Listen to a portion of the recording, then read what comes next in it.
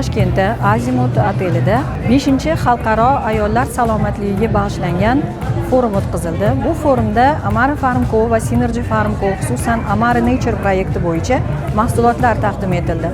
Bu mahsulotlarimizni ommabopligi va xalq tibbiyotida juda keng ko'lamda qo'llanilishi hammada qiziqish uyg'otdi. Xususan bizning mahsulotlarimiz ayollardagi klimaks, postklimakterik va undan tashqari bepushtlikka qaratilgan mahsulotlarimiz juda dolzarbligini mutaxassislar tomonidan ta'kidlanishi taqdim etildi. Undan tashqari mahsulotlarimiz ichida qirolicha bo'lgan Unisentip preparatimiz haqida ham juda ham qiziqarli ma'lumotlar tarqatildi va ma'lumotlarning dolzarbligi, qiziqarliligi hozir ham juda ham aktualligini o'zida namoyon etib turibdi.